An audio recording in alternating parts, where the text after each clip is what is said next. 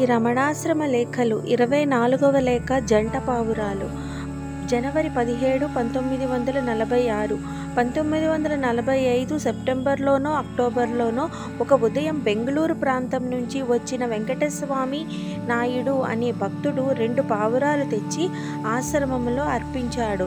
భగవానులకది కని సరి పిల్లులు మొదలైనవి బాధించకుండా కాపాడాలి కదా, వాటికెవరు పోషణ చేస్తారు? పంజరం కావాలి, ఆహారం పెట్టాలి, ఇదంతా ఎవరు చేస్తారిక్కడ? వారే తీసుకుపోవటం మంచిది అని అన్నారు.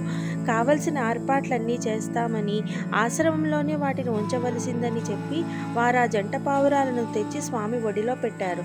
భగవాన్ అత్యంత వాత్సల్యపూరితులై వాటిని చేరదీసి, రండమ్మా రండి, పోరా మీరు ఇక్కడే ఉండిపోతారా? ఉండండమ్మా ఉండండి, పంజరం వస్తుంది అని చేతితో నిమురుతూ ఆదరంతో ఆ రెంటిని లాలించేసరికి అవి కదలక మెదలక సమాధిస్థుల వలె నిమీలిత నేత్రాలతో అలాగే నిలిచిపోయినాయి.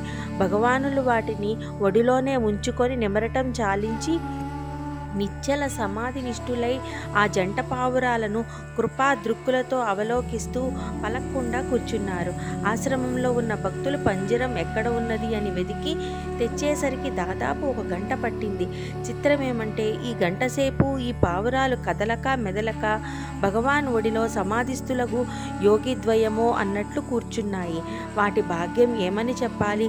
ఆ మహానుభావుడు తన అంకపీఠమందు ఉంచుకొని లాలించి హస్తదీక్ష అన్నట్లు శిరస్సు మొదలు చిరు పాదాల వరకు చేతితో నిమిరి చలనరహితమై ఆనందానుభూతిని అందజేశారంటే తొలినోము ఫలం కాక మరేమనాలి? అదే కాదు సుమా, పంజరం వచ్చిన తర్వాత ఆ పావురాలను చేతితో నిమురుతూ బుజ్జగించి, పొండమ్మా పొండి, పంజరంలో భద్రంగా ఉండండి అని చెప్పి భాగవతంలో అవధూత యదు సంవాద ఘట్టంలో చెప్పిన గురు పరంపరలలో పావురాలు ఒకటి అని చెప్పారు భగవాన్. ఎప్పుడో ఆ కథ చదివిన జ్ఞప్తి ఉంది. ఆ పావురాళ్ళు ఒళ్ళో ఉండగానే ఒక భక్తుడు వచ్చి ఇదేమి అని అడిగితే, ఏమో వచ్చారు, వారు పోరట, ఇక్కడే ఉంటారట, ఉన్న సంసారం చాలక ఇదొకటి వచ్చింది అన్నారు భగవాన్ బంధరహితమైన బాధ్యతని వహిస్తూ. ఈ సంఘటనలన్నీ చూస్తే ఎంతో విచిత్రంగా ఉంటుంది. ఏ జీవి కానీ కర్మావశేషం అనుభవించడానికే నా దగ్గరకు వస్తాయి కనుక వేటిని రాకుండా నిషేధించవద్దు అని భగవాన్ చెప్పేవారు కదా. ఆ పావురాలను చూస్తే తపోభంగమైన ఏ పుణ్యాత్ములో అనిపించింది. కాకుంటే అన్నినే దుర్లభమైన శ్రీవారి అంకపీఠం ఎలా లభిస్తుంది?